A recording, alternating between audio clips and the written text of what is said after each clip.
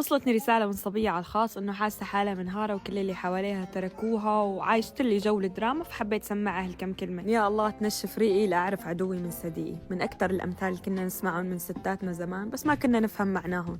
بس أكيد بعد الغربة والعمر هاد وبعد ما عاشرنا الناس أشكال وألوان أكيد فهمنا معناه بالتحديد.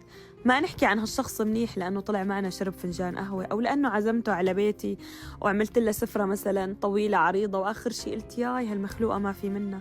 خلينا مثلا نختبرها هي نفسها، هالمخلوقة هي بالمحنة. صار عندي مشكلة، مرضت بمشفى، صار حوالي حكي وهي دافعت عني، سندتني بغيابي، توجعت قالت لي سلامتك، نجحت قالت لي مبروك، تباركت فيني لما شافتني طلعت هون. بس بتعرفوا معادن الناس على أصولها. أنا كنت من إحدى الأشخاص اللي كتير برحب باللي حوالي، ونيتي صافية معهم لأبعد الحدود، يعني فوق ما بتتخيلوا. يعني ممكن شك بحالي وكذب عيوني وأقول الغلط من عيوني إذا شفت غلط وما أقول من هالعالم اللي حوالي.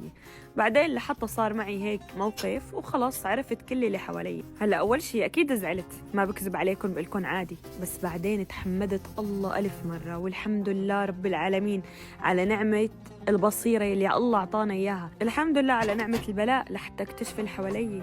الحمد لله على نعمة الصبر لنصبر ونشوف شو اللي صاير حوالينا. هي كلها نعمة من الله إنك تعرفي هذا الإنسان شو داخله وتكشفي البشر على حقيقته. هذا شيء أبدا ما بيجي بسهولة، وطبعا كل درس بيجينا هذا بيقوينا ما بيضاعف. طبعا الإنسان الذكي هو اللي بيستغل هي المواقف وبيصحى عليها. طبعا ما بنرجع بنغمض عيوننا وبنعمل حالنا ما شفنا شيء وفورا بس قالوا لنا مرحبا أهلين نركض لعند هدول الأشخاص. لا، خدوا موقف. خدوا موقف، خلوا كل شيء له حدود. وطبعا الغلب بالنهاية غلب النجاح وغلب الشغل وغلب التطور ويشوفوك أحسن منهم.